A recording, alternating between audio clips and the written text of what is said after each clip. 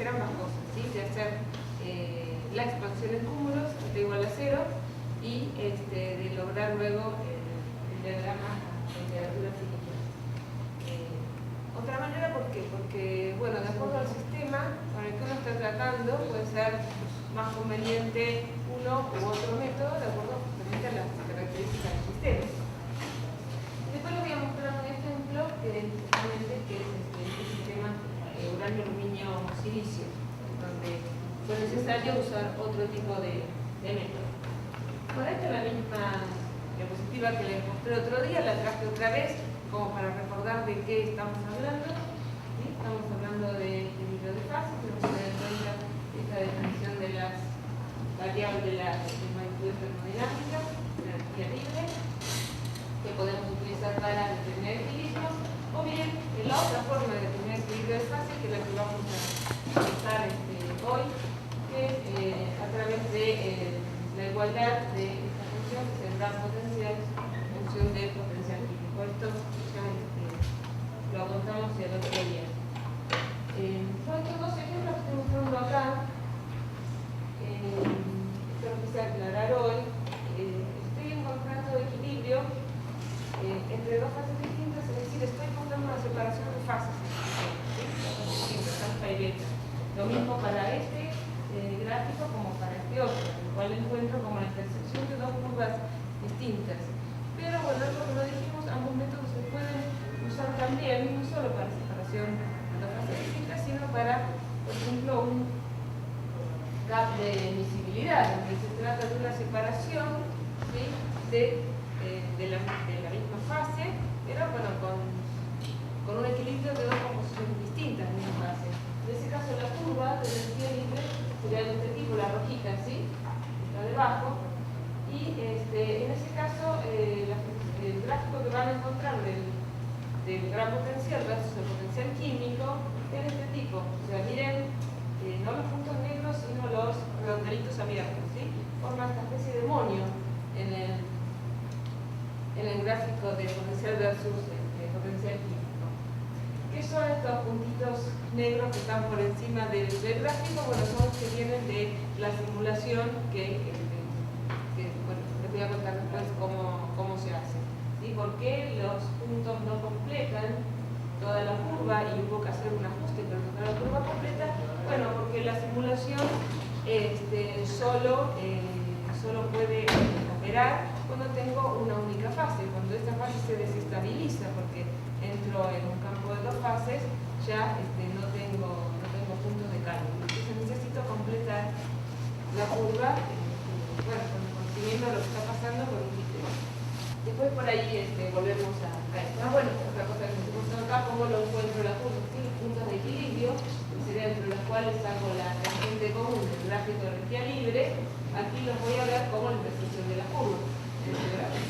Y los puntos de inflexión de la curva de energía libre, acá serían los dos extremos del monio en el gráfico del gran potencial.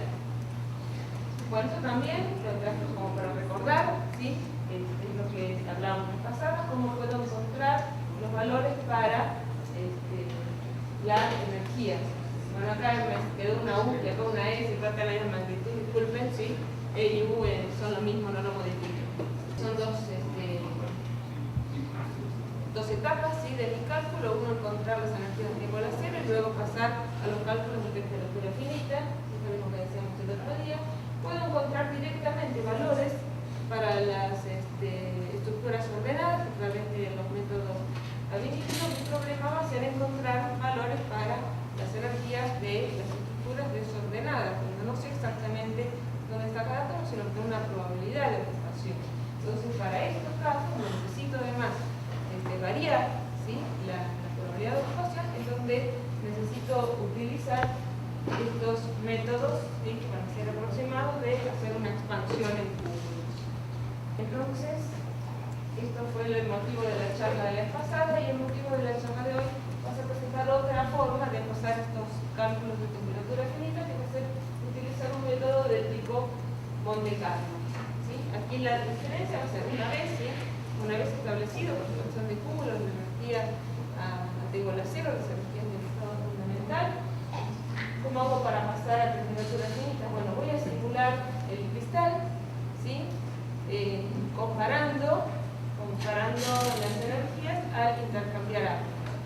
proceso a temperatura y capital químico impuesto. ¿Sí? En cada paso, bueno, valoré la energía del cristal y veré cómo proseguir la iteración. Y finalmente, la función que me interesa para el primer equilibrio, según la cuestión anterior, va a ser el gran potencial, lo obtengo por integración. Este va a ser el proceso que nosotros vamos a encontrar ahora en la idea de cubo. Les dije que el pasado lo hicimos por un método al cual íbamos a aplicar luego el CBM, para expansión en cluster. Entonces teníamos un cúmulo máximo, que en el caso, el ejemplo que mostré, en la estructura MSC fue el tetraedro, y eso me permitió describir adecuadamente mi sistema, que era una estructura base BCC, hierro aluminio, creo que así, no me acuerdo más. Hierro aluminio, bien.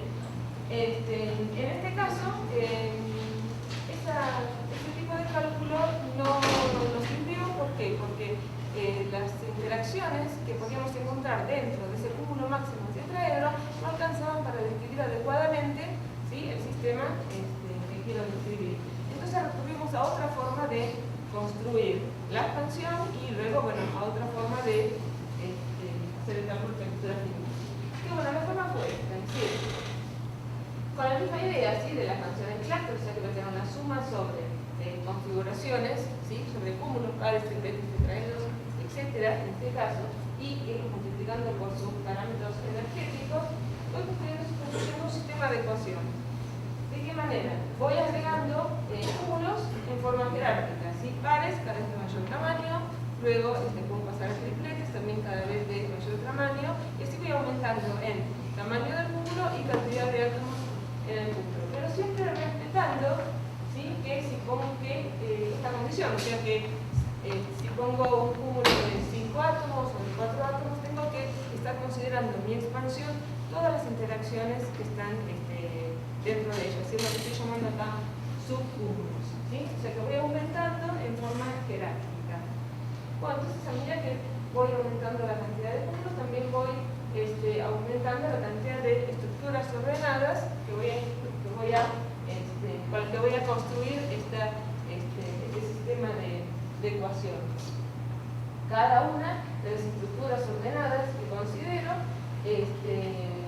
va a tener su energía calculada por el método ab initio. Esto igual que el pasado, o sea, no tiene por qué ser así. Yo puedo conocer la energía por cualquier otra fuente. Lo que nosotros hacemos es calcularla por el método ab initio. Y luego, ¿sí?, si sigo agregando, o sea, energías y cúmulos, bueno, puedo llegar a un sistema que no va a ser, que puede no ser como la vez pasada, ¿sí?, de igual cantidad de incógnitas y de datos. O sea, no puede ser un sistema que puedo resolver por un método de inversión. Puedo, si quiero, agregar más cantidad de estructuras que cúmulos en un sistema sobredeterminado. Entonces tengo más libertad para elegir la forma en que voy a determinar los parámetros energéticos, y también tengo más libertad para incluir todos los cúmulos que quiero, ¿sí? Porque puede haber interacciones que sean importantes para mi sistema y de la otra forma no las podía agregar. De esta manera sí. Entonces, bueno, por ejemplo, puedo utilizar un método de cuadrados mínimos, ¿sí?, con un sistema sobredeterminado para encontrar los parámetros energéticos. Bien. Una variable que va a ser muy importante, ahora que estoy diciendo que ya no tengo un sistema determinado, así que puedo hacer una inversión, por ejemplo, por un cuadrado mínimo, va a ser, bueno, cuando decido que agregué el número suficiente de ecuaciones a mi sistema, el número suficiente de estructuras ordenadas. Por los parámetros que se suele utilizar es esta diferencia de esta suma sobre diferencias de cuadrados, que lo que evalúa es la diferencia entre las energías calculadas ab initio, que para mí son las reales, ¿sí?, en este caso son los datos, y las energías que obtengo a través de la expansión. ¿Sí? Entonces tengo que hacer esta suma de estas diferencias de cuadrados sobre todas las estructuras, ¿sí?, que incluí, bueno, removiendo obviamente la que tiene el mismo subíndice. ¿Por qué se utiliza esto? Bueno, ustedes me dicen, porque si estoy haciendo un método cuadrado mínimo, tal vez lo que podría hacer es simplemente mirar la regresión del método. Pero bueno, este tipo de cálculo tiene una utilidad muy clara, es que paso por un mínimo a medida que voy agregando más estructuras. Entonces, cuando paso por el mínimo, yo sé que las diferencias entre la energía calculada por Benito y la energía que obtuve por la expansión tienen la mínima diferencia. ¿Sí? Es algo que no podría sacar fácilmente de simplemente la regresión del método cuadrado. Bueno, ¿qué es lo usual para decidir cuándo esta expansión, en la cual puedo agregar determinadamente todas las energías y cúmulos que quiero, convergió, o sea, cuándo es suficiente para describir adecuadamente mi sistema? Bueno, son tres condiciones que miro. Una es la que expliqué recién, ¿sí? La de ese parámetro que va a ser CB-score. Y otras dos condiciones son bastante obvias en realidad, ¿no? Una es que tenga una buena predicción del estado fundamental, es decir, que lo que yo ya conozco, que son las energías calculadas por ab initio, que son las que forman el estado fundamental, o sea, la curva mínima, ¿sí?, de todo el grupo de energías del sistema, coincida con las que estoy obteniendo a través de la predicción. Esta es la que evalúo a través del CB-score, ¿sí?, que sería que haya una coincidencia entre las energías calculadas y las predichas. Y finalmente, esta otra cosa de la que todavía no hablé es cuál debe ser la importancia de los parámetros energéticos a medida que aumento el tamaño del cúmulo y la cantidad de átomos en el cúmulo. Tiene que ir disminuyendo, lo cual es algo bastante intuitivo, o sea, uno se imagina que a medida que los átomos están más alejados van a tener menor influencia en la energía del sistema que los que están más cercanos. O sea, los más cercanos van a tener una interacción más relevante. ¿Sí? Y lo mismo con el tamaño del cúmulo. Entonces, bueno, se tiene que ver esta tendencia a ir disminuyendo a medida que aumento el tamaño y la cantidad. Acá puse distintos colores para este ejemplo que, bueno, este se corresponde al mismo sistema, que es alguno, que no me acuerdo cuál es, pero bueno, no es el que vamos a ver. Pero bueno, se ve que estos son pares, son tripletes y finalmente ahí hay tetraedros.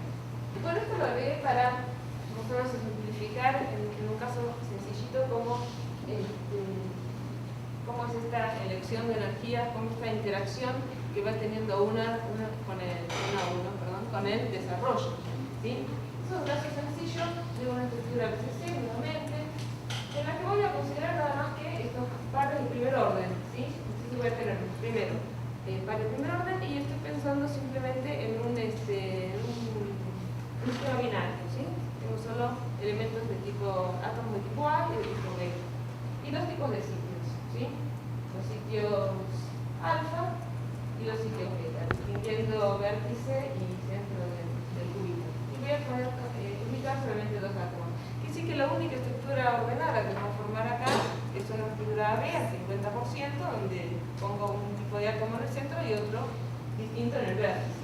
La energía interna para este caso puede quedar escrita de esta manera si yo lo considero esa interacción, ¿sí?, de pares primeros vecinos. O sea, estoy truncando mi desarrollo por el primer término casi, pues digo que es algo muy sencillo. Estos N a alfa sería cantidad de sitios con átomos A en sitios alfa, ¿sí? Estos N beta alfa, por ejemplo, cantidad de átomos B en sitios alfa y así. ¿Sí? Estas serían las probabilidades de ocupación, de algún modo, pues ya otra cuentita, y tengo parámetros energéticos, acá los estoy llamando G. Bueno, se puede reescribir un poquitito para comprender mejor lo que estamos hablando en función de variables conocidas como son la composición y un parámetro muy útil que es el parámetro de orden. ¿Sí? Entonces, bueno, si incluyo las definiciones del parámetro de orden y la relación con esas probabilidades de ocupación, con la composición con el parámetro de orden, puedo reescribir la energía, ¿sí?, de esta manera que queda así.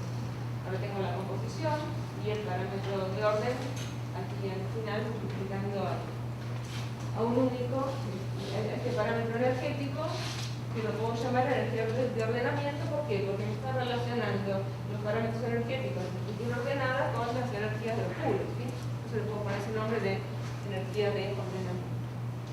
Si ahora queremos hacer para este caso sencillo el proceso que dije antes, voy a tener que calcular con algún método las energías solamente de tres estructuras, ¿sí?, los dos puros y la del la del 50%, la estructura del 50%.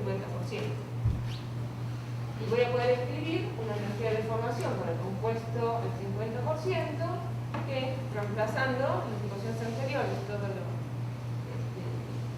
las señas correspondientes, me termina dando, ¿sí?, que es simplemente la inversa de ese parámetro que antes llamé energía de ordenamiento. Quiere decir que si este parámetro resulta positivo, significa que se me está formando el compuesto, que se estabiliza el compuesto, y al revés, ¿no? Este parámetro negativo significa que la energía de formación sería positiva, con lo cual el compuesto no es estable. Bueno, ¿cómo funciona entonces? Calculo la energía del compuesto B2, entonces voy a tener en principio un gráfico solamente de este tipo. Tengo un puro, otro puro y la energía B2. Supongamos que sí me dio una energía de formación menor que 0, con lo cual este ritmo forma parte entonces de mi estado fundamental. Ahora yo lo que quiero evaluar es si hay otra estructura posible en el sistema y además si con una descripción solo a par en primer orden estoy describiendo correctamente el aporte de esta nueva estructura. Entonces utilizo mi expansión en par en primer orden y observo, por ejemplo, que es la energía que me da la expansión para esta nueva estructura, B, que no estaba considerada en la expansión, ¿sí? De alguna forma es como actúa de algún modo ese vector que decía antes, me da en este lugar, ¿sí? Es decir, me da por encima de lo que sería el estado fundamental. Entonces, diría, bueno, no incluyo nuevos cúmulos, ¿por qué? Porque está por encima del estado fundamental, ¿sí? Eso es algo bueno. Me parece que me salté algo aquí. Hay cositas que no estuvieron apareciendo.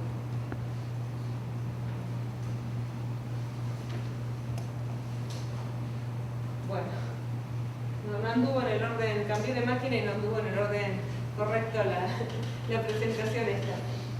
Bueno, lo que estábamos queriendo decir es que si me coinciden, ¿sí?, la energía que yo calculé con la energía prevista, entonces mi expansión es correcta y no necesito incluir nuevos cúmulos.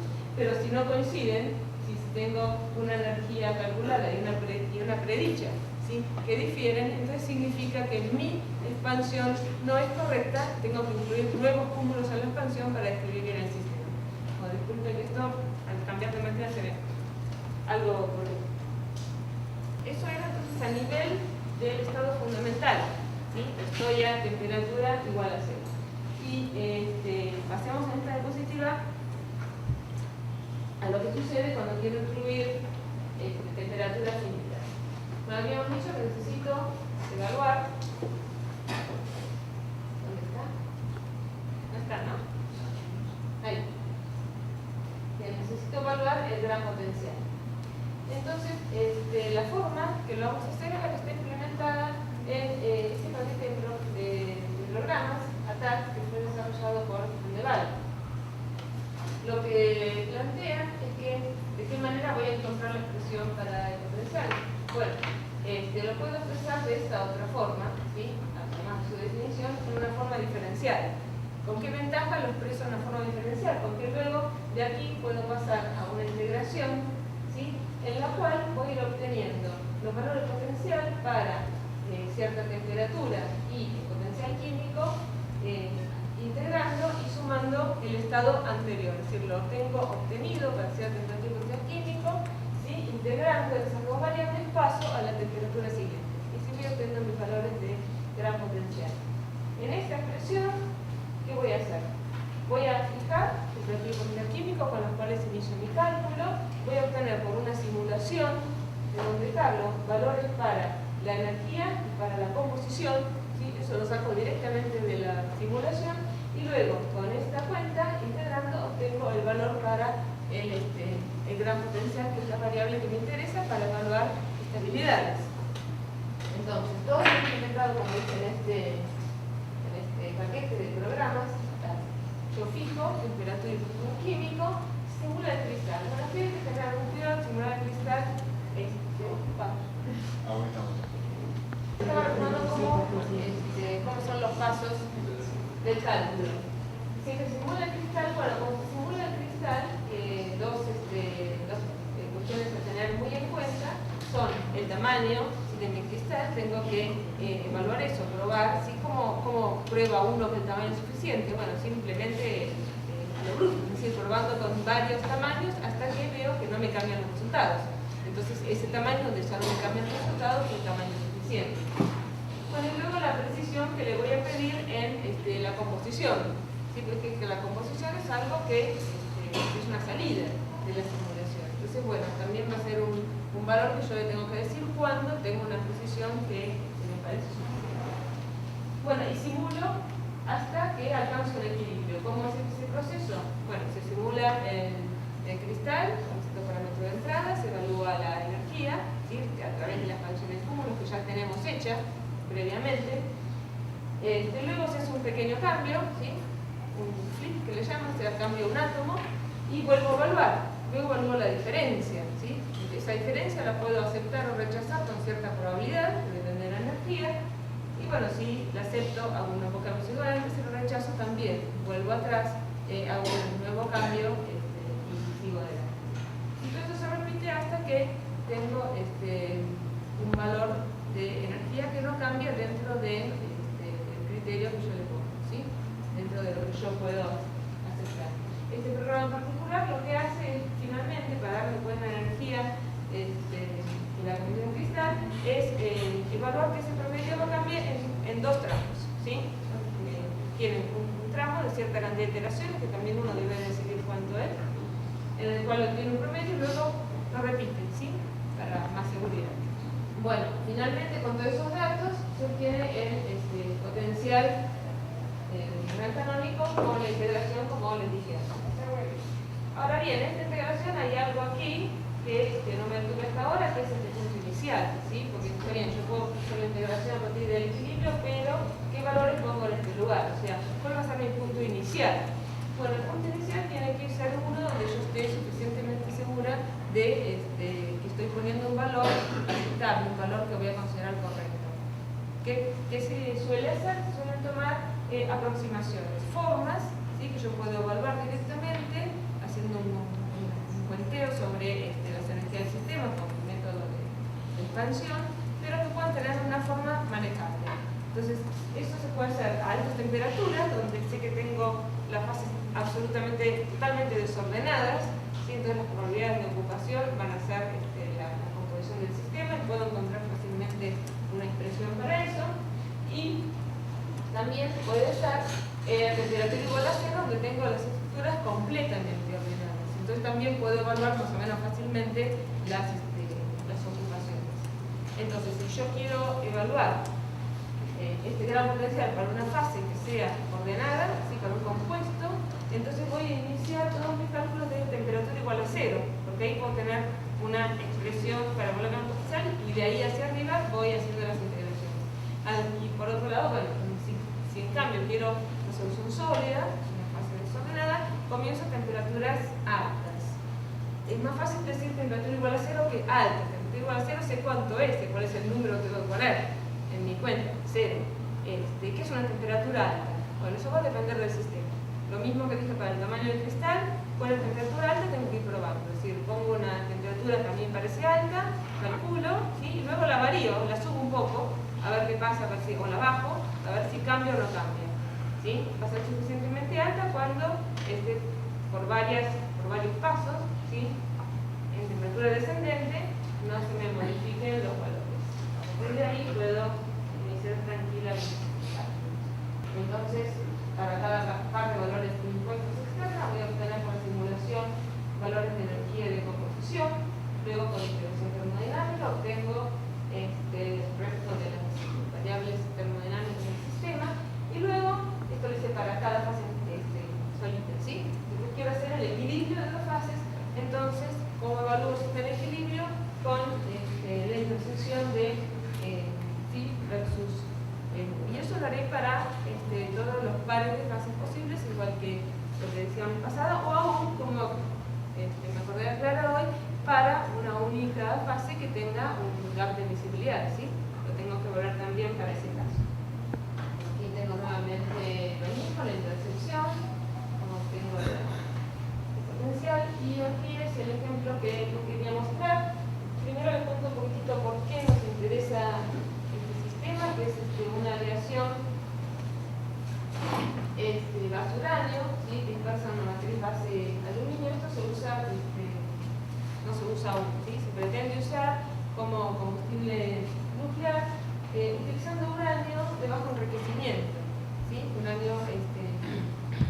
saben que en la naturaleza no encuentra el uranio con cierta cantidad, ¿sí?, de isótopos radiactivos, pero bueno, hay reactores que funcionan con el uranio enriquecido, es decir, en el cual artificialmente se aumenta la cantidad de ese tipo de átomos, y o no, o sea, puede usarse sin natural.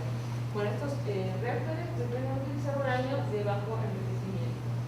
Pero bueno, si utilizo uranio de bajo enriquecimiento, tengo que aumentar la densidad, ¿sí?, de esos átomos de uranio en mi aleación para poder tener un comportamiento similar.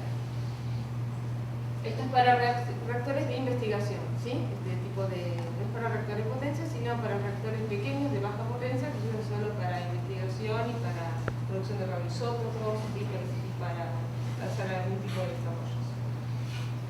Bueno, la idea es entonces utilizar una aleación, ¿sí?, en el cual encuentre uranio aliado con otro elemento en una fase BCC.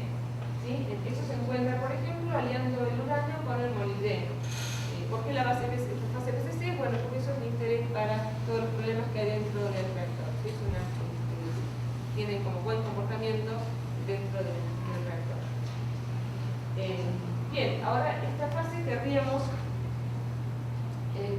sería el combustible, ¿sí?, cómo se forma todo lo que sería el elemento combustible que se coloca en el reactor. No va la aleación de uranio así, sino que va inmersa, o sea, distribuida dentro de una matriz que es base aluminio, ¿sí?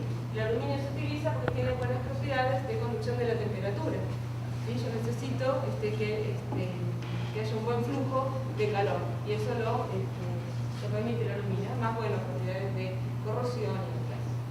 El problema que tiene este tipo de diseño es que entre la aleación de uranio molibdeno y la matriz aluminio se forma una capita de interacción. Es decir, estando en contacto, estas dos aleaciones se empiezan a formar por difusión los compuestos intermedios que hay entre el uranio y el aluminio, básicamente. El molibdeno no tiene mucha influencia en la formación de compuestos y no hay demasiado problema. Sí se forman algunos compuestos ternarios, pero no traen problemas en la aleación. Los compuestos que se pueden formar entre el uranio y el aluminio, vamos a ver acá en el diagrama de fase de uranio y aluminio, son el uranio 4, uranio 3, uranio 2. Los que se observan en mayor proporción en esta interfase son el uranio 4 y el uranio aluminio 3. ¿Qué pasa con ellos? El uranio 3 es una fase que se mantiene estable, es decir, tiene un crecimiento, pero de un crecimiento aceptable dentro del reactor. No así el uranio aluminio 4. ¿Sí? El uranio aluminio 4 crece más rápidamente y ensancha esa capa de interacción. Además, tiene otra desventaja, que durante la radiación, esto sucede durante la radiación, estoy fisionando los átomos de uranio, ¿sí?, y hay productos de esa reacción que no son solo que son otro tipo de átomos, ¿sí? Esos son los que estamos llamando gases de fisión. Esos gases de fisión se acumulan, llegan a formar burbujas, entonces necesito que esos gases de fisión no lleguen a formar burbujas, sino que se vayan alojando, ¿sí?, en los compuestos que ya tengo en el elemento combustible. El uranio 3 es capaz de alojarlos, entonces no llegan a formar burbujas, no así el uranio aluminio 4. ¿Sí? Si se forman burbujas, pueden eventualmente llevar a una hinchazón del elemento combustible y a su rotura. Y bueno, eso es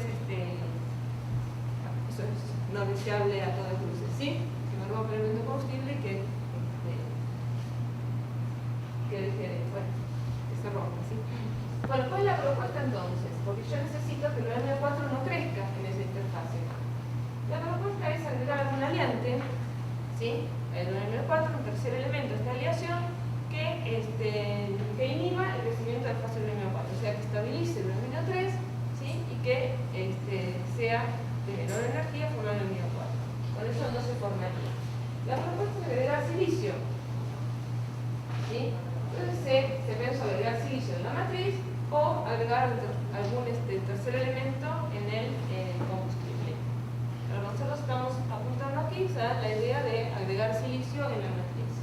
¿Sí? También se pensó en agregar otros elementos al combustible, pero bueno, no es como por ejemplo circonio, ¿sí?, el niobio, pero bueno, no es lo que estamos tratando de simular.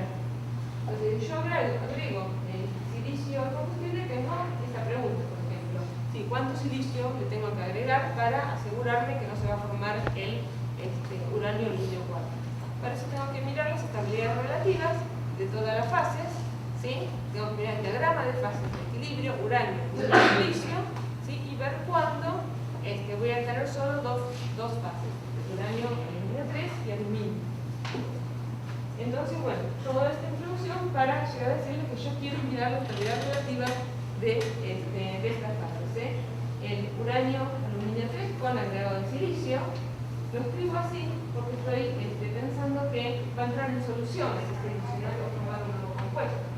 ¿Sí? Esta forma de escribirlo significa que yo tengo la estructura uranio aluminio 3, en el cual el silicio se va a ir intercambiando con el aluminio dentro de la misma. Entonces me haga la estabilidad relativa de esto dentro del sistema ternario uranio aluminio silicio. Comenzamos nosotros entonces con el método de función en puntos y cálculo, buscando este compuesto que ahora va a ser una solución sólida. ¿Sí? Como tiene esa dificultad de que es una solución sólida porque estoy reemplazando átomos, no lo puedo calcular directamente con un único cálculo de T, sino que tengo que recurrir, por ejemplo, ¿sí? a el método de función en puntos. Por lo tanto, una solución sólida. Y bueno, empezamos en esto que les voy a mostrar por aquí, no con el ejercicio completo de alternativo. Pues en principio pienso en una solución sólida, ¿sí? Una sustitución total de átomos de aluminio por átomos de silicio en todo el rango de composiciones que pueden tener. En el sistema ternario sería ir desde una composición uranio aluminio 3 hasta una composición uranio silicio 3. Lo que voy a hacer entonces es tomar esto, ¿sí? Como si fuera un sistema binario, por eso lo llamo sistema pseudo binario. Voy a hacer la función en cúmulos, hasta igual a 0, y luego voy a tratar de encontrar, acá puse G, o sea, funciones termodinámicas, G o una potencial, a través de un método tipo Monte Carlo. Bueno, lo primero entonces fue calcular una serie de, o sea, ir haciendo la expansión de forma interactiva que les conté antes, ¿sí? Ir agregando interacciones, ir agregando estructuras en mi desarrollo. En total fueron 24 compuestos, acá estoy mostrando algunos, ¿sí? De los compuestos, como para la idea que todo lo largo del rango de composiciones fuimos calculando compuestos. No todos ellos, obviamente, creo que, salvo dos, ninguno, son estables. Pero bueno, eso no interesa, ¿sí? Simplemente para la expansión yo pongo compuestos estables o inestables o metaestables, ¿sí? Ficticios, para poder hacer el desarrollo. Bueno, esta ya no tiene sentido a esta altura, que es el método DTT con el cual se calcularon las energías. Estos son los resultados que tuvimos para mostrar que se cumplen las tres condiciones de convergencia, o sea, de aceptación de mi simulación que les contaba antes. Acá estoy mostrando que todas las, o sea, esto acá en la lista de puntos sería la línea que envuelve los estados de energía mínima, ¿sí? Lo que se llama el estado fundamental. Tendríamos un compuesto aquí, otro aquí y los dos puros, ¿no? Puro y puro. Y todos los demás que puedo poner así tienen energía por encima de eso, ¿sí? Con lo cual está bien, estoy prediciendo a través de la expansión el mismo estado fundamental que obtuve con mis cálculos a inicio. Acá lo que estoy mostrando es la diferencia, ¿sí? Estrellitas o círculos llenos de las energías que yo calculé por el método ab initio y las energías que calculé por la expansión en cúmulos, ¿sí? Entonces, bueno, lo que se ve es la coincidencia, más o menos buena en algunos casos, mejor en otros, pero dentro de lo que fueron los criterios aceptables que teníamos. Acá hay otra más, el estado fundamental que acá la nombré porque queda, bueno, la queda justo sobre la línea, el estado fundamental, ¿sí? Entonces son tres los compuestos que me están formando el estado fundamental. Y este es el tercer criterio para decidir que mi sistema convergió, que es que voy teniendo una disminución en la importancia, en la relevancia de los parámetros energéticos a medida que aumento el tamaño del cúmulo o cantidad de átomos en el cúmulo. En este caso, entonces, como se muestra acá, me alcanzó con triplet.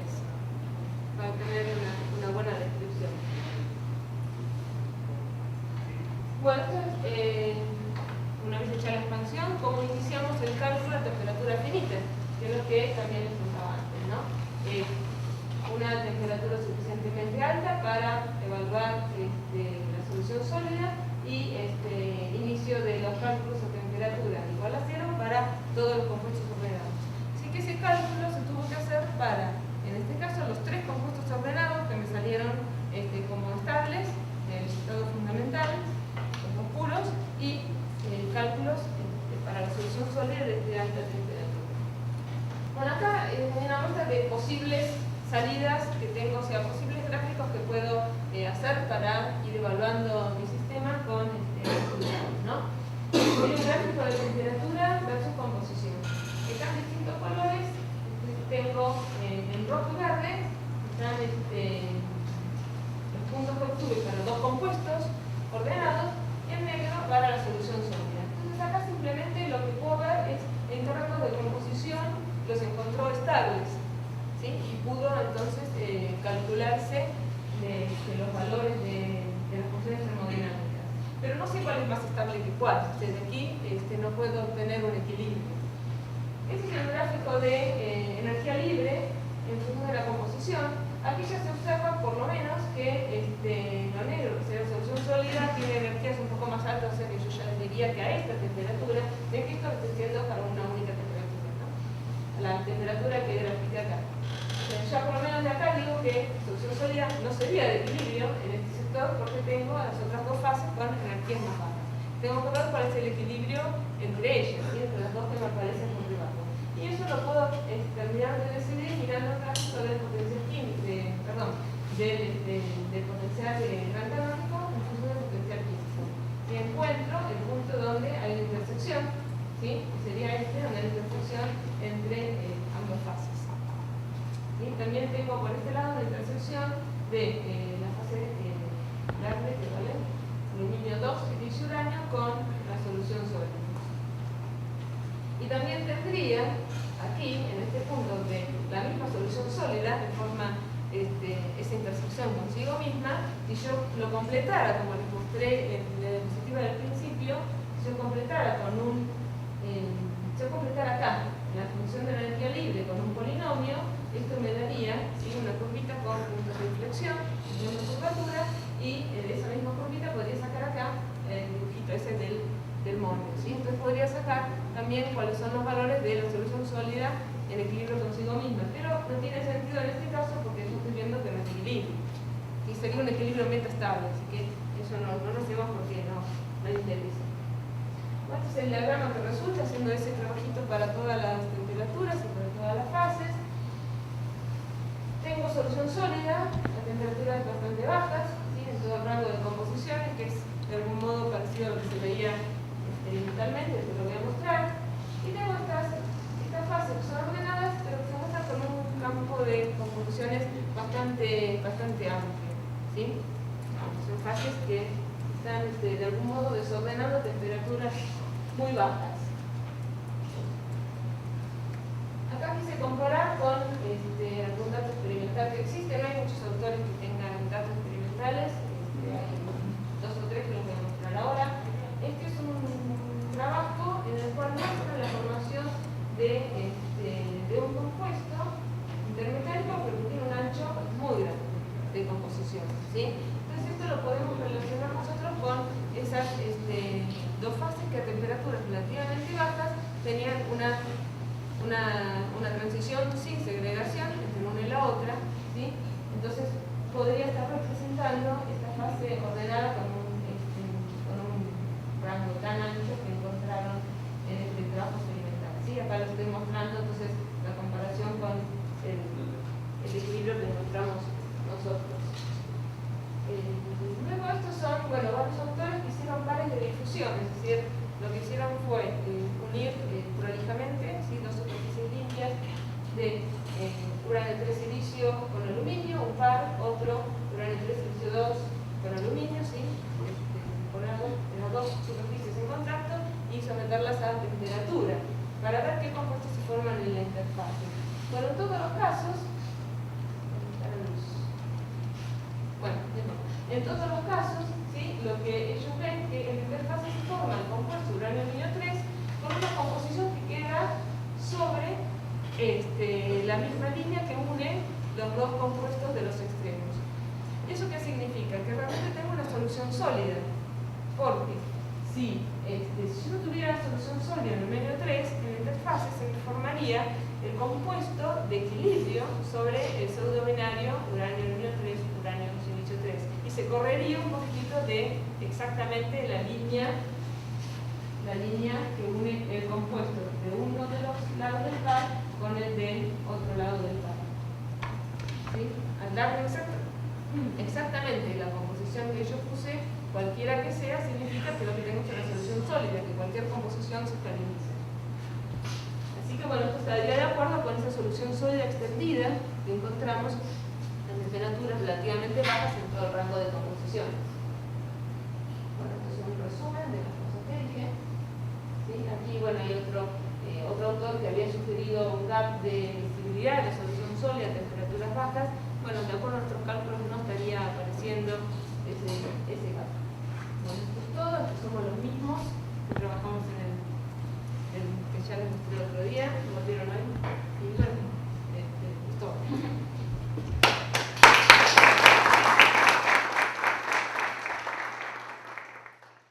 El silicio sustituye, o sea, Sí, sustituye el aluminio, en la misma estructura que es base FCC. Cuando ocurre la fisión, ¿qué otros efectos? O sea, ¿eso puede ser considerado en el diseño?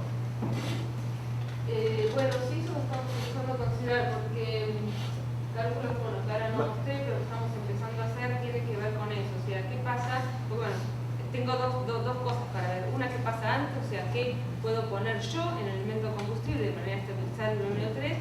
Y otra, pensar si se van a formar productos de fisión, de qué manera interactúan y si desestabilizan o no el uranio 3. Entonces, bueno, esos cálculos los estamos por empezar a hacer ahora. O sea, ver esos productos de fisión, en qué fase entran, si entran en el uranio molibdeno, si entran en aluminio, qué compuestos se forman y si estabilizan o desestabilizan. Eso es lo que estamos pensando ahora. ¿El silicio absorbe neutrones fácilmente? El silicio no lo estamos considerando que forme parte de la... Más bien los neutrones saldrían de todo el elemento combustible y son absorbidos. ¿En qué porcentaje de uranio se gasta en una barra? En quemado, digamos. Sí, ¿no? el quemado. Sí. No recuerdo el porcentaje. No, si digo un número, o sea, tengo algún número en la cabeza, pero si lo digo, yo creo que me equivoco, así que prefiero no. No, pero prefiero no por decirlo. ejemplo, es 80%, es menos del 10%, me parece que es bien poco. No, 10% no, es mayor, pero no quiero arriesgar un número, Ya, ajá. porque la verdad que no me lo acuerdo bien. Soy muy mala con el programa.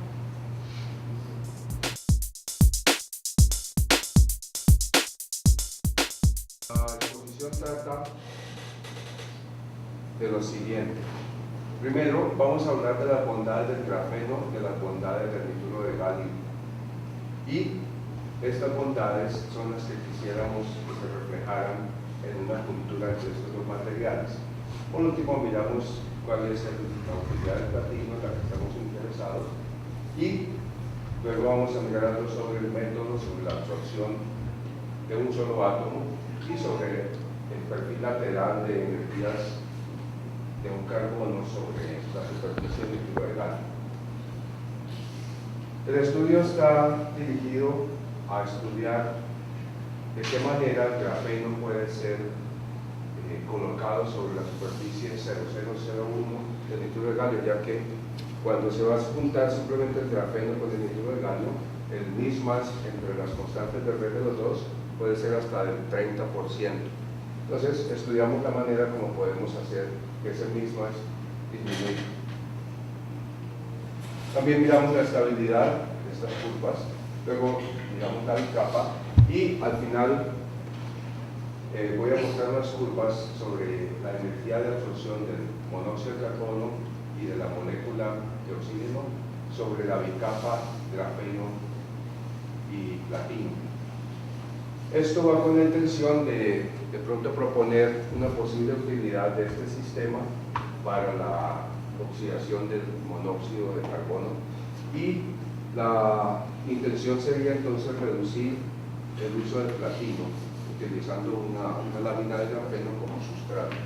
La primera parte entonces vamos a hacer de propaganda al grafeno y al nitruro de galio y hacemos un recuento muy rápido sobre algunos de su historia. Como todos sabemos, el grafeno es una monocapa de carbono hexagonal, sobra esto hicimos de monocapa, y en los años 60 más o menos los investigadores tuvieron la visión acerca de que el grafito podría cortarse en capas que tuvieran un solo átomo de espesor. Hacia los 90 se pudieron hacer terrazas que tenían más o menos 100 capas y en 2004 entonces ya se logra el grafeno como tal como lo conocemos hoy en día, y pues este fue motivo del Premio Nobel de Física en el 2010. Entonces el grafeno en realidad,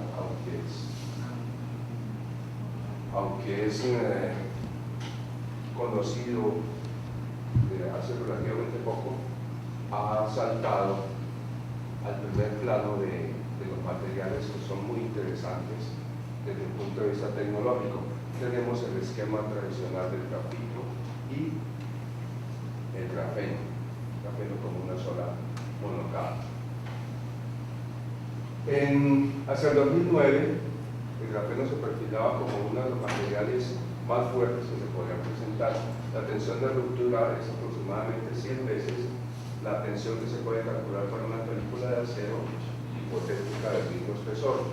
El módulo de Young es de alrededor de 1 terapascal, lo cual equivale a unos 10 millones de atmósferas. Entonces es un material bastante rígido, podemos decir. Aquí tenemos ese estudio que fue en 2008, en el que determinan el módulo de Young alrededor de 1 terapascal. Otras propiedades, una propiedad curiosa para los amantes de las mascotas, es que el grafeno es extremadamente liviano y entonces una hamaca de 1 metro cuadrado puede soportar una mascotita hasta de 4 kilogramos y va a estar muy contenta, muy feliz de utilizar un material de última tecnología en sus sueños. Bueno, el grafeno, debido a esas propiedades mecánicas, parece que se puede utilizar en tecnología de automóviles, en tecnología de aviones, con la idea de que ahorre combustible y sean más ecológicos. Ya algunas compañías están realizando reemplazos de algunos de los metales utilizados en los aviones por materiales basados en carbono, nanotubos de carbono, y en particular el papel del grafeno podría llegar a ser muy importante. Dejando atrás ya las propiedades estructurales, vamos a mencionar algunas de las propiedades electrónicas.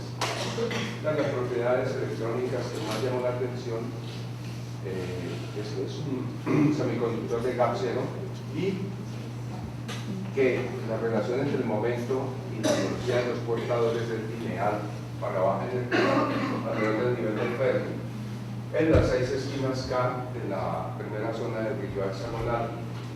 Esto significa que la masa efectiva es 0 para estos electrones y para todos los portadores de electrones huecos. Y estas partículas entonces se van a comportar como partículas relativistas de spin medio, que se conoce como fermiones de Dirac. Esta característica va a hacer que los portadores puedan transportar carga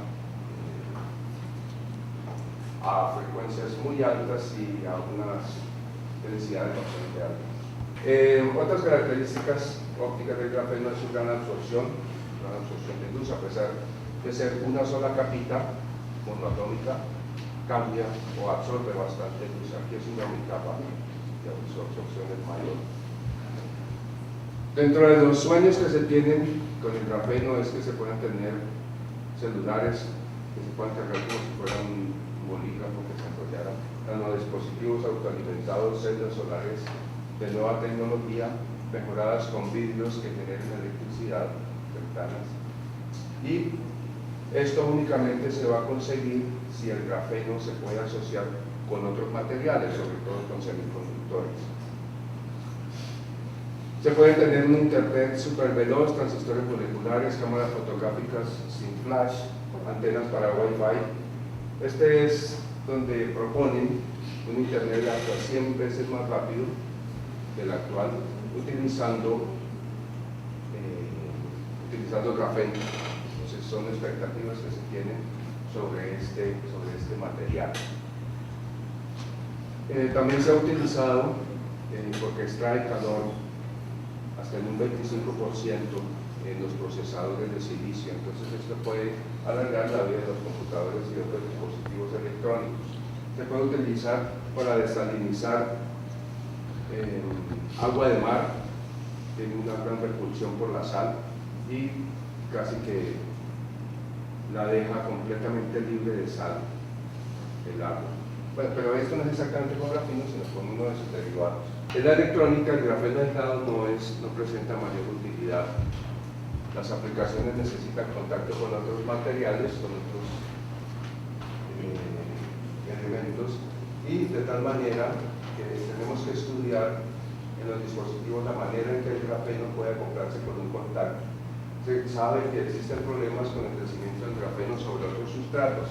Generalmente, los sustratos pueden presentar dominios policristalinos con granos orientados al azar, y esto va a hacer que esa cultura deteriore las propiedades del grafeno y sus propiedades electrónicas, las propiedades estructurales y electrónicas del grafeno.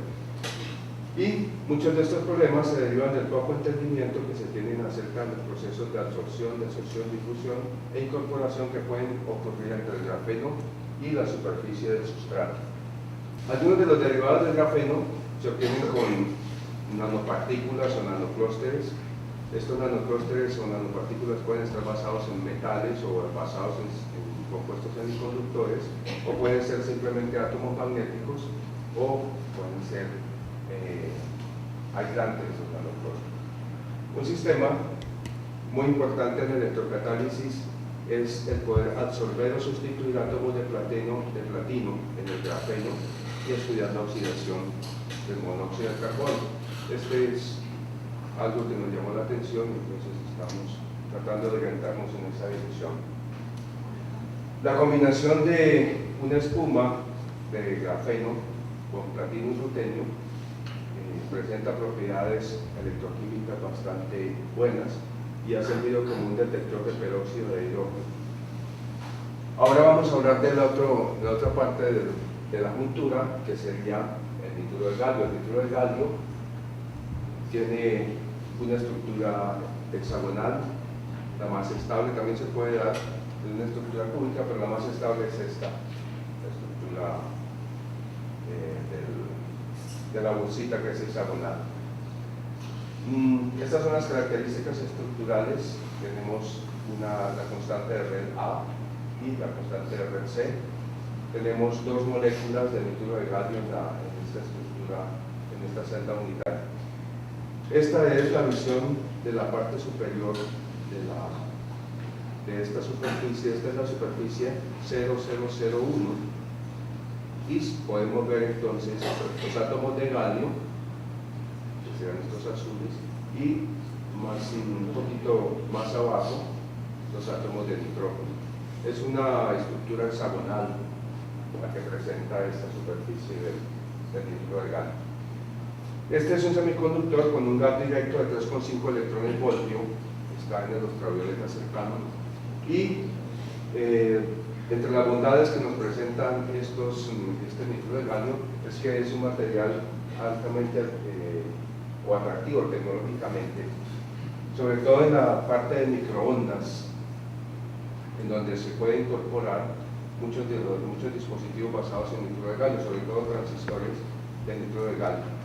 Esto permite que se disponga ya con transistores de alta potencia y que funcionen en una frecuencia en el rango de los microondas de más o menos 6 GHz. En realidad el rango está entre 1 y 20 GHz, con alta ganancia, con alta amplificación.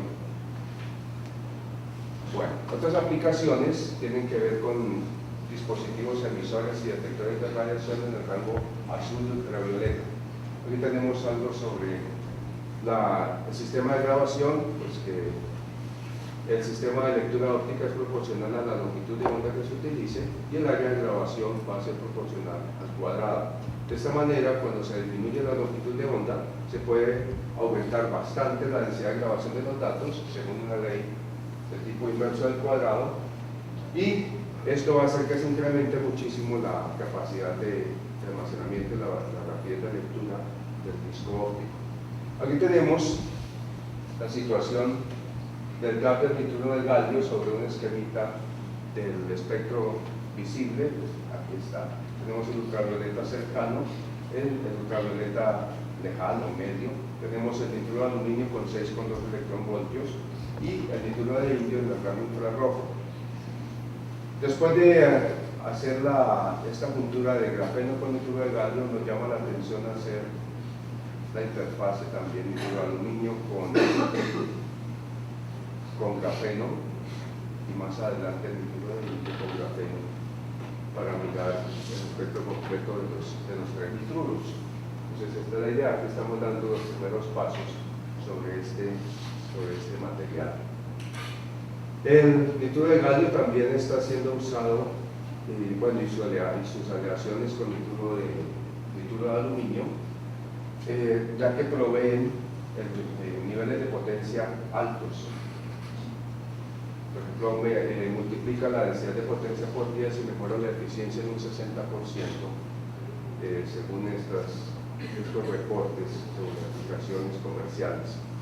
Se puede trabajar en la banda X, que es una banda la que utilizan los radares de la policía para detectar, para medir velocidades. Los antiguos eran de la banda X, los de los años 60. Entonces en esta banda se pueden tener amplificadores de 100 vatios que están disponibles hoy en día y que tienen lo que presentan las siguientes mejoras. Cuando se utilizan transistores de arsenuro de galio se utilizaban 8, en la actualidad se utilizan 4, utilizando únicamente el nitrógeno de galio. Mejora la eficiencia total en un 5% y en la etapa de salida del 15%, con una reducción en el consumo de energía del 30%. Entonces, con esas dos grandes cualidades que presentan el grafeno y que presentan el nitrógeno de galio tecnológicamente, pues de pronto es posible que una interfase que tuviera nitrógeno de galio y aquí grafeno podría ser interesante. Pero lo que hacemos entonces es mirar cómo podemos hacer que se acoplen las dos redes, porque las dos redes, sus constantes de red difieren alrededor del 30% y eso es inadmisible para cualquier cultura que se quiera realizar. Lo primero que vamos a hacer es mostrar qué sucede cuando uno coloca un átomo de carbono sobre la superficie del nitrógeno de galio. Aquí tenemos un perfil de la superficie del nitrógeno de galio y aquí una vista superior. Vamos a colocar entonces los átomos de carbono. Aquí tenemos algunas de las cantidades que utilizamos para caracterizar geométricamente esa juntura o estructuralmente, y aquí hay algunos de los puntos en los cuales se pueden colocar los átomos de carbono y vamos a hacer un perfil de energía a lo largo de algún camino cerrado sobre esta superficie. Lo ideal sería hacerlo utilizando, por ejemplo, NEP. Aquí simplemente los movemos sobre un camino, con la idea únicamente de tener una idea a grosso modo de las barreras que se pueden presentar en la superficie. Lo primero que observamos es que existe un mínimo muy grande aquí en H3. ¿Por qué se presenta este salto aquí? Lo que sucede aquí es que cuando se hace la relajación, cuando estamos llegando a puntos muy cercanos aquí alrededor de H3, simplemente el sistema se va hacia H3, aquí en el mínimo. Entonces, en realidad la curva presentaría una discontinuidad en esta parte. Entonces lo que se hizo fue fijar el átomo en sus coordenadas horizontales, no dejando que se mueva horizontalmente, sino únicamente verticalmente, y esa relajación entonces da energías siempre más altas, y ya cuando se llega a H3, que se sueltan todas las coordenadas, entonces baja hasta este valor. En realidad esta curva debería venir algo así. Entonces este es punto de absorción está bastante profundo comparado con un punto como este top que aparece acá. Aquí tenemos el punto bridge. Este es un punto de tipo silla de caballo, porque caminando así es un máximo, pero caminando así es un mínimo. Entonces este punto bridge es un punto de silla de caballo. Bueno, entonces lo más probable es que un solo átomo de carbono se absorba en H3, simplemente. Aquí existen, o se podrían ver algunas de las barreras de potencial o barreras energéticas que debería, más o menos del orden de magnitud, una aproximación sobre las barreras que debería vencer para colocarse aquí o para escapar hacia algún otro punto. Aquí tenemos algunas de las caracterizaciones estructurales de un solo átomo de carbono en cada uno de estos puntos. Y el valor, hay algunos que tienen momento magnético diferente de cero. Entonces, aquí está la superficie limpia con el objeto de hacer comparaciones con las absorciones sobre esto, sobre el título de agregado. Aquí tenemos el punto más estable, que es de un magnetón de Bohr, y es la que presenta la menor energía de absorción, o sea, las energías de absorción simplemente se compararon con la energía en este punto. Bueno, ahora, ya haciendo el grafeno se fue para un solo átomo, no tiene nada que ver con el grafeno. Se podría hacer una monocapa, por ejemplo, colocando todos en H3, pero el problema que tiene esto es el mismatch y que no quedaría entonces una lámina de grafeno, sino como una especie de crecimiento epitaxial de carbono sobre el título de galio. Ese modelo no se estudió debido a que pensamos que no es experimentalmente viable. Comenzamos a mirar más o menos unos 50 modelos diferentes para ver si lográbamos hacer que el nitruro de galio y el grafeno se acoplaran de una manera aceptable. ¿De qué manera lo hicimos? Nosotros tomamos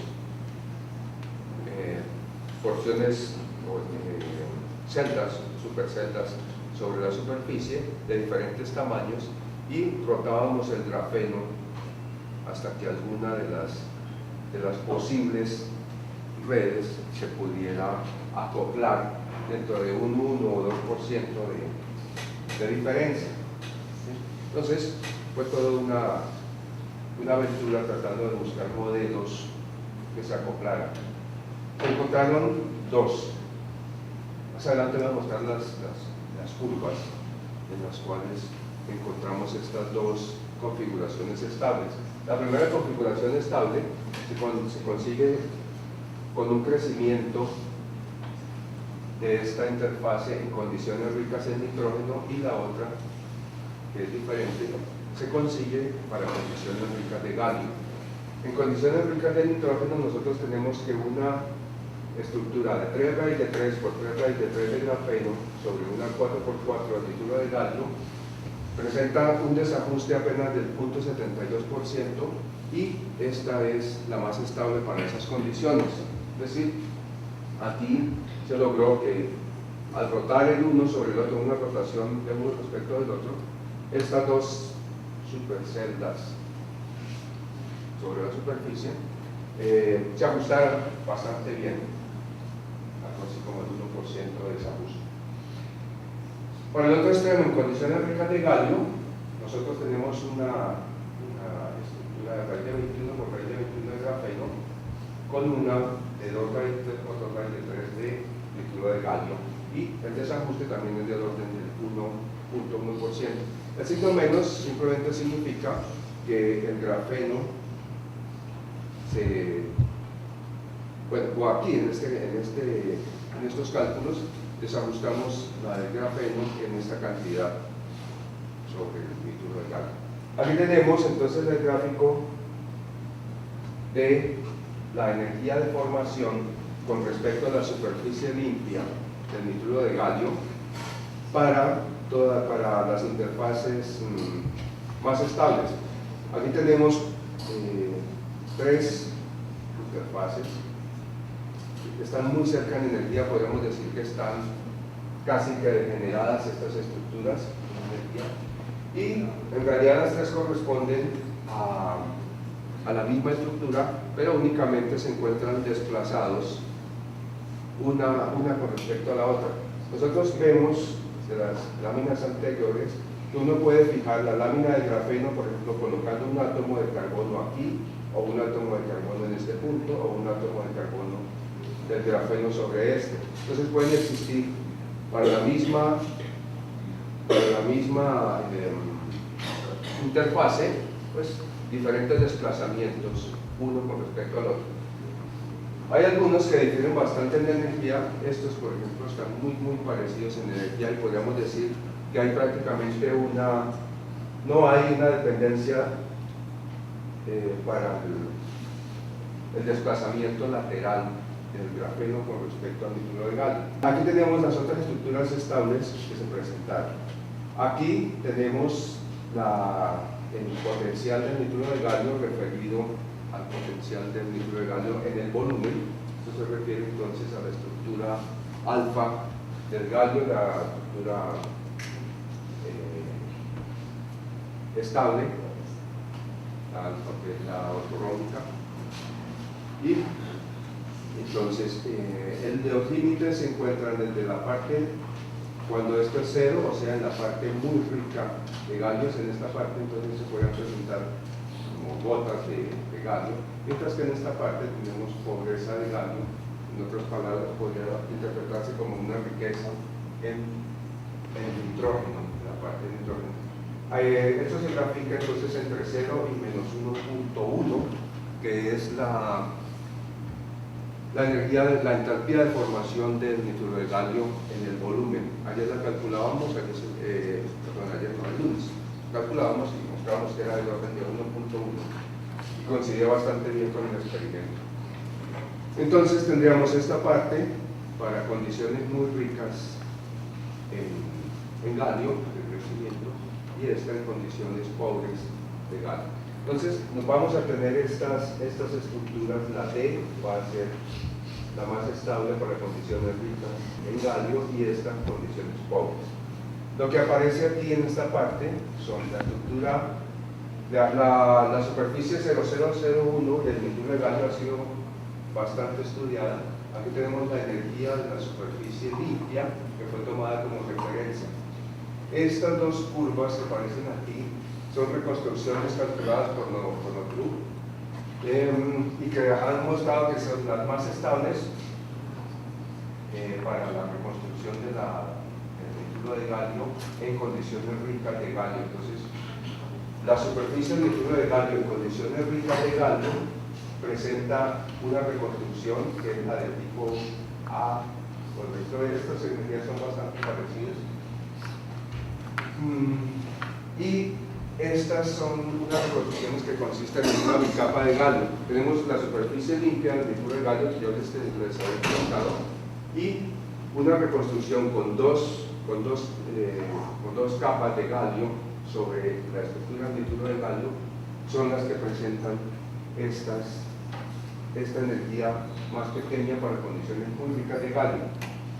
Entonces, nosotros estudiamos la interfase del grafeno sobre el nituro de galio limpio, o sea, para esta parte, que es la más estable en condiciones pobres de galio, y también estudiamos la reconstrucción con las dos bicapas de galio, que es la reconstrucción estable para la parte rica en galio. Entonces, en esta parte, que es la parte rica de galio, la reconstrucción se llevó a cabo sobre estos bicapas de galio, y en la otra parte fue esta. Entonces, de estas condiciones que les digo acá, en la parte pobre de galio nosotros tenemos esta reconstrucción, y esta es grafeno directamente sobre esta superficie limpia del nituro de galio. Y la siguiente, que es esta reconstrucción en condiciones ricas de galio, es con la bicapa de galio contraída, que es el modelo de Notrup, que es el que se da en esta parte. Entonces vamos a tener dos posibilidades, y lo que sería ahorita es era lo siguiente: como ya logramos hacer que empataran las dos constantes de red en superestructuras mayores, entonces ahora sería ver, la pregunta es ¿qué pasa con las propiedades electrónicas y con algunas de las propiedades estructurales de este posible juntura? Bueno, aquí tenemos una vista superior de las tres primeras capas de esta reconstrucción: 3 raíz de 3, 4 raíz de galio sobre 4 por galio, 4 por 4 de galio. Esto es para condiciones pobres de galio, entonces está directamente sobre la superficie limpia del tubo de galio. Entonces aquí tenemos la celda unitaria vista desde encima. De aquí a aquí, los amarillos son los carbonos, entonces de aquí a aquí viene el grafeno. La longitud de aquí a aquí es 3 raíz de 3 veces la constante de red del grafeno normal. Y también coincide casi exactamente con 4 constantes de red del nituro de galio. Entonces tenemos, esta es el hexágono visible del nituro de galio. Vemos que al 1, 2, 3, bueno, aquí entonces aparecen las 1, 2, 3, las 4 constantes de red del nituro de galio. ¿Sí? Podemos contar desde aquí 1, 2, 3, 4, y eso coincide exactamente, o bueno, casi exactamente con esta longitud. Vemos entonces que esta es una de las interfaces en las cuales un átomo de carbono se encuentra sobre el hueco hexagonal H3 del nituro de galio. Es decir, este se encuentra entonces en el centro de este triángulo, o en el centro de este triángulo de los nitrógenos del nituro de galio. Otra posibilidad es este, por ejemplo aquí, debajo de este, o este debajo. Y estas son las 3 curvas que aparecen aquí y son muy parecidas en energía, es decir, esto parece ser insensible energéticamente a el desplazamiento lateral.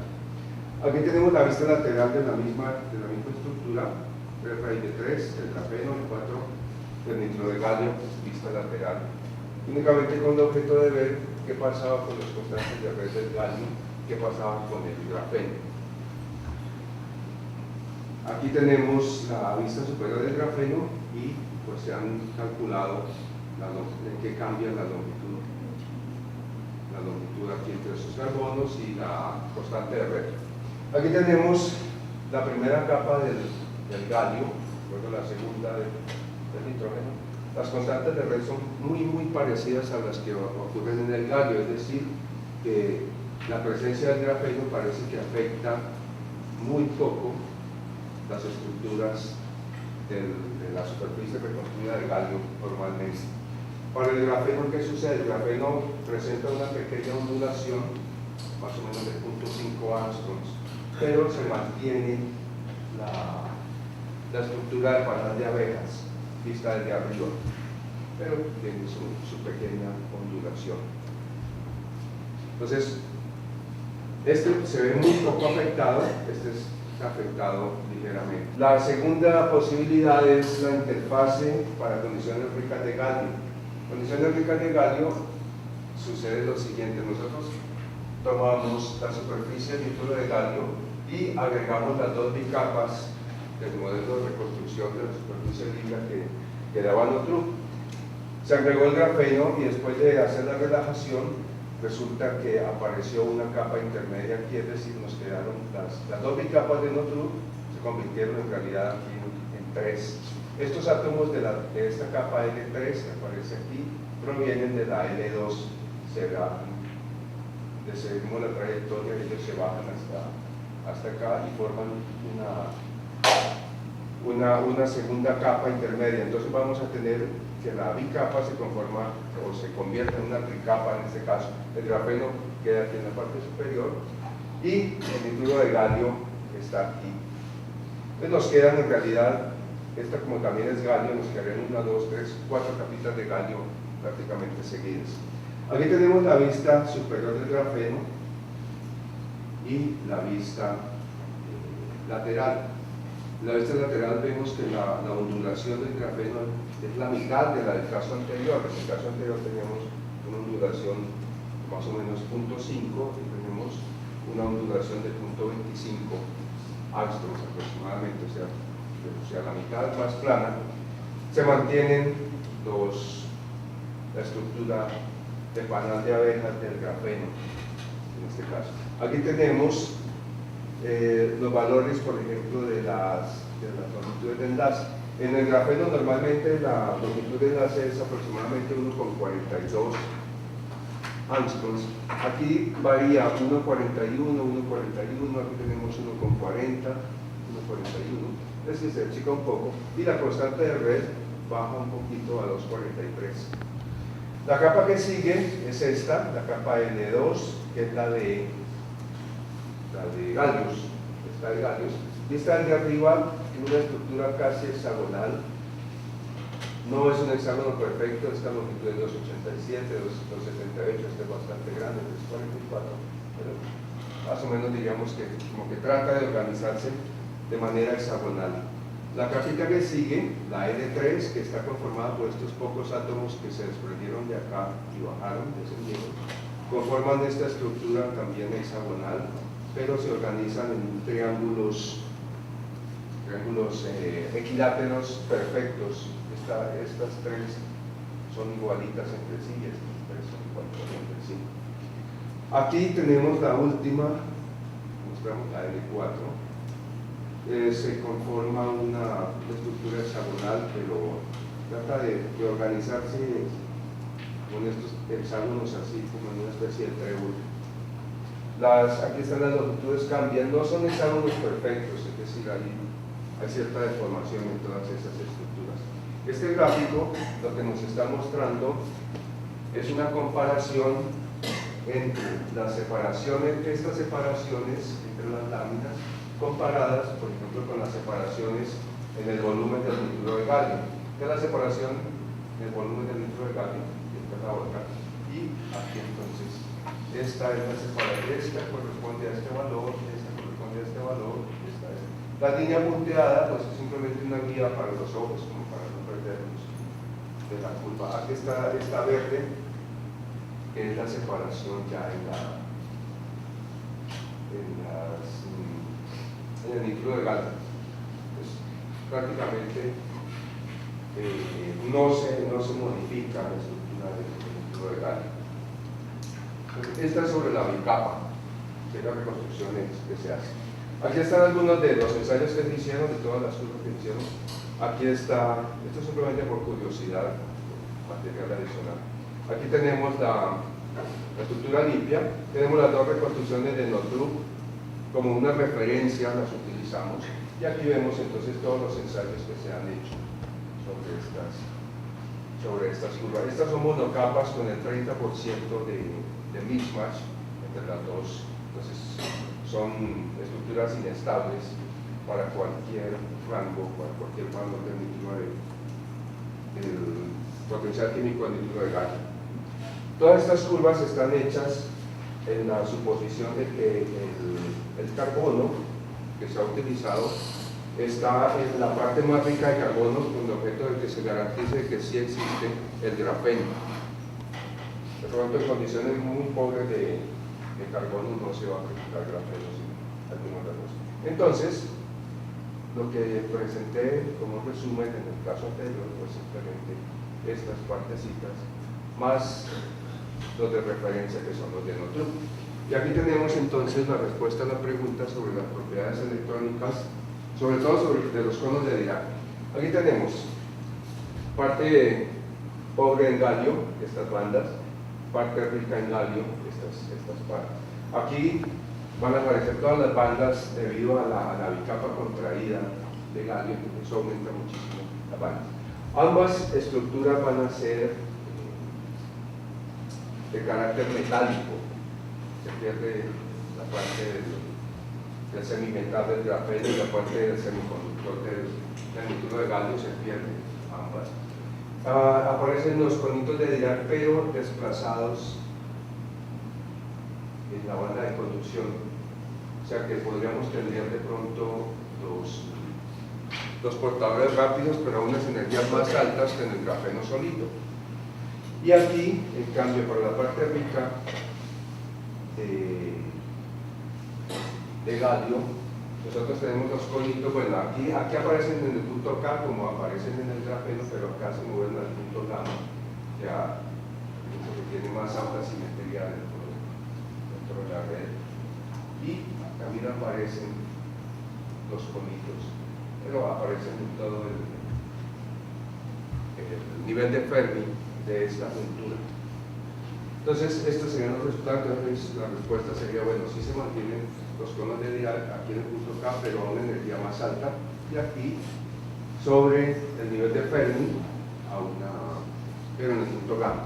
Entonces, en resumen, nosotros tenemos que si dejamos un solo átomo sobre la superficie del nitruro de galio, entonces él se va a acomodar en el centro de los triángulos del nitruro de galio y presenta un momento magnético de un magnetón de Bohr. Cuando vamos a hacer la monocapa de grafeno, la completa, entonces encontramos dos estructuras estables para condiciones ricas y pobres de nitruro de galio.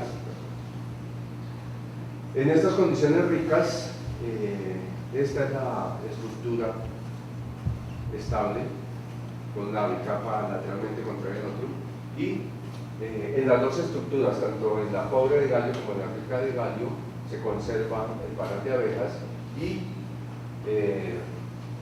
proponemos que también se conservan los enlaces pi carbono-carbono, ya que estos son los que dan los conitos de Dirac.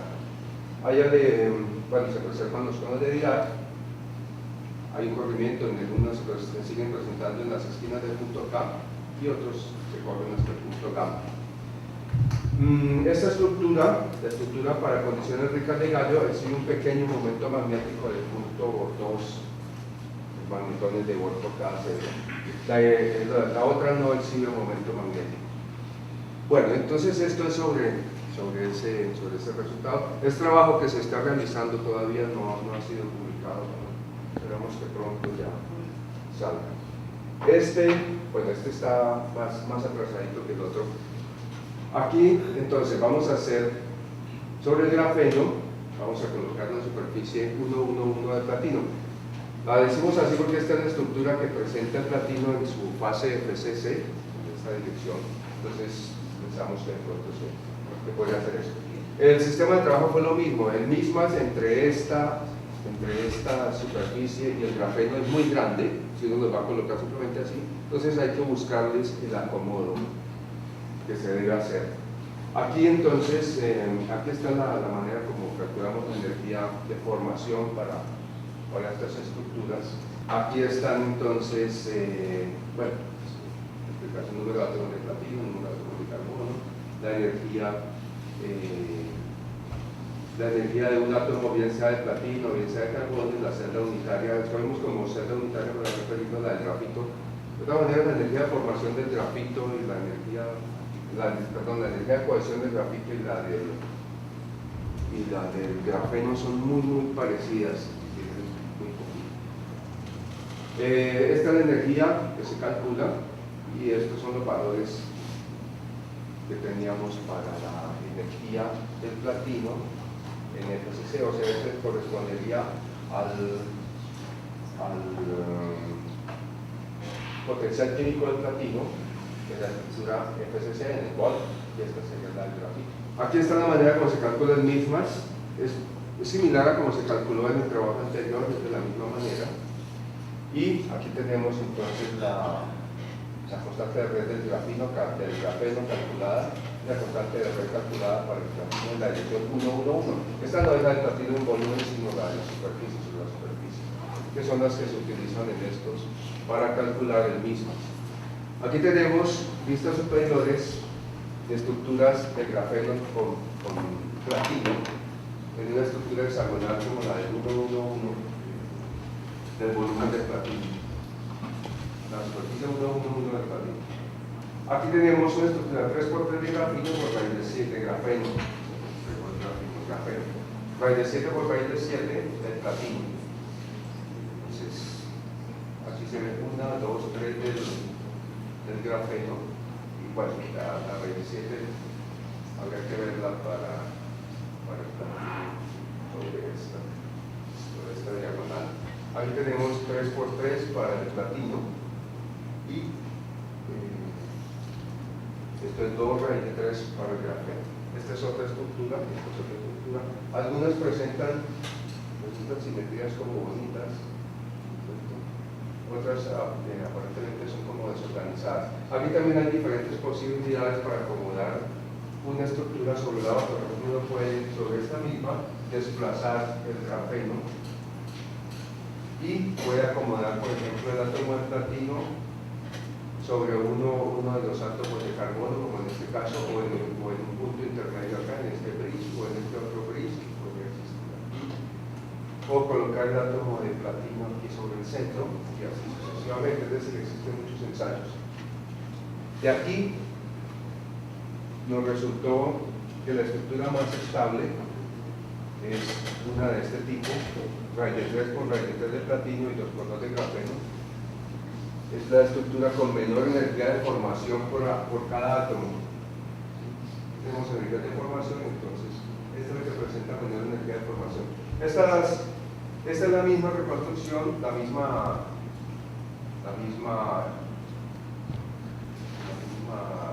empate entre el platino y el grafeno, pero con diferentes desplazamientos. Entonces se han hecho diferentes desplazamientos, a eso corresponden estas estructuras.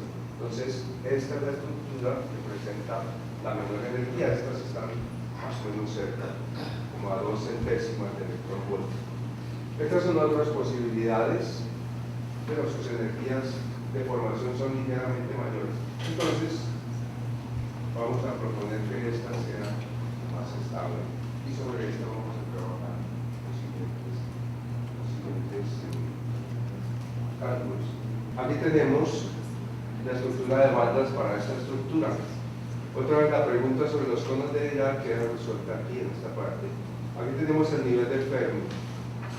Este es el punto K y entonces los conos de Dirac aparecen desplazados más o menos 0.6 electronvoltios arriba del nivel de Fermi.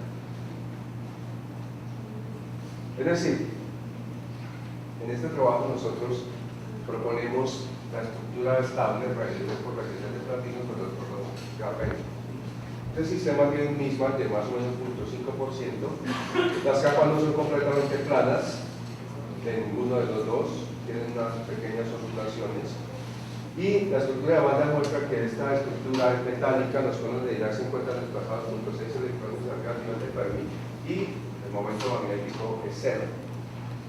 Lo que siguió después fue sobre esta estructura empezar a colocar, como el platino se utiliza en la oxidación del CO, del monóxido de carbono, entonces se nos ocurrió de pronto proponer este como un sistema para esa oxidación, un sistema catalítico basado en platino, pero pues la economía está en que en lugar de tener bastante platino serían simplemente tal vez 2 o 3 monocapas de este sistema sostenidas por el grafeno. Nosotros aquí tomamos una sola y entonces empezamos a investigar en qué sitios y con qué energías se absorbía, por ejemplo, la molécula de CO y la molécula de O2. Hace falta hacer la absorción del átomo, del oxígeno atómico, hace falta mirar si el CO2 de pronto se pega sobre esta superficie o sobre esta. Entonces comenzamos a mirar para cada uno de esos casos. Bueno, faltan 2 casos. Únicamente tenemos grafeno platino y monóxido de carbono. Este monóxido de carbono se pegó tanto por el lado del platino como por el lado del grafeno. Y se hicieron muchas posibilidades. Como es una molécula, entonces puede pegarse así, o puede pegarse así, puede pegarse así, en diferentes posiciones, y fuera de eso puede estar desplazada sobre el platino y sobre el grafeno. Esto nos da una cantidad grande de ensayos que se hicieron. Entonces tenemos el de menor energía, que fue con respecto al cual se hicieron se capturaron las demás energías, es esta. En azul aparece la energía en en esta gráfica, y el momento magnético aparece en amarillo con esta escala. Entonces, la estructura más estable, la número 1, corresponde a, ahorita la miramos, y corresponde, tiene un momento magnético alrededor del punto 7 magnetones de Bohr. Después viene la otra, fíjense la escala en electrón en voltio es muy pequeñita, o sea que estas tres en realidad están muy cerca en energía, y a temperatura ambiente uno podría pensar que se pueden presentar casi que muchísimas posibilidades, ¿sí?, de acomodo de esta molécula sobre el platino o sobre el grafeno. Bueno, aquí tenemos esta estructura, la número 1, una vista lateral de cómo se acomoda la molécula de carbono, de monóxido de carbono sobre el platino. La de menor energía es cuando está por este lado del platino. Tenemos aquí entonces esa orientación, la parte del carbono está más cerquita de la del platino. La distancia es más o menos también como de 4 años, como de esta hora. Aquí tenemos la vista superior, entonces tenemos la capita de platino encima, la capita de grafeno debajo, y aquí entonces está el monóxido de carbono. Colocamos una sola molécula en la celda unitaria. El oxígeno se acerca aquí al platino, la lámina anterior, aquí es el carbono que está más cerca del platino y el oxígeno está un poquito más lejos. Es el carbono el que está más abajo. Entonces, digamos, esa es esta ubicación, la de más baja energía para el monóxido de carbono. Después, digamos la absorción de O2, a ver qué tan cercanos estaban espacialmente, y con la idea de tratar de mirar la reacción entre este y el CO, y entre el oxígeno también atómico y el CO, y en terminar ahí si sucede la catálisis. Aquí entonces también hubo que hacer muchos ensayos, molécula O2 puede tener muchas orientaciones sobre esta superficie, entonces se hicieron todos estos ensayos. Esta sí que tiene más posibilidades para la estructura. Aquí miramos únicamente la de menor energía, que es en este caso. La curva azul es para energía, la curva amarilla es otra vez para momento magnético. Esta estructura también presenta un momento magnético. Todavía no sabemos si de pronto ese momento magnético puede hacer que varíen las reacciones en presencia de un campo magnético externo o algo así. Sería interesante mirar. Aquí está la vista lateral. Fíjense que es completamente plano este sistema. Y aquí está entonces la absorción del oxígeno, y aquí está una vista superior. Y cuando superpusimos las imágenes para la absorción del CO y del O2, desde luego que esto no va a ser lo que suceda al hacer el cálculo. Ya cuando se haga el cálculo, esto va a ser, de pronto resulta esa la reacción química de los dos. Bueno, eso hay que hacerlo utilizando de pronto el método de bandas elásticas para hacer eso. Aquí entonces vamos a superponer las dos imágenes. Entonces, por un lado, el monóxido de carbono se pega por este lado del platino, y la molécula del oxígeno se pega por este lado del oxígeno. La cercanía espacial parece ser bastante grande. Ya cuando se haga esto, sería, digamos, una imagen inicial para el cálculo de bandas elásticas, y al final pues debería ser la del CO2 libre, solucionado. Bueno, eso está únicamente en construcción de este trabajo. Entonces, lo que les he contado en este caso, en esta exposición, es que hay dos sistemas bastante importantes, grafeno y nitruro de galio, del presente y del pasado, y que tratamos de demostrar que existen estructuras estables para ellos dos, tanto en condiciones ricas de galio como en condiciones ricas de nitrógeno. En los dos sistemas, las estructuras de bandas indican que son metálicos, que se mantienen los conos de Dirac, y una de estas estructuras presenta un magnetismo débil. El grafeno sobre el platino también es muy estable y sus bandas muestran que el sistema también es metálico como en el caso anterior, y los conitos de Dirac se mantienen. Por último, la absorción de O2 y de CO ocurre muy cerca espacialmente entre ellos, y es muy posible que exista la reacción catalítica, yo creo que sería el paso que seguiría. Entonces, gracias por la atención, espero que les haya gustado.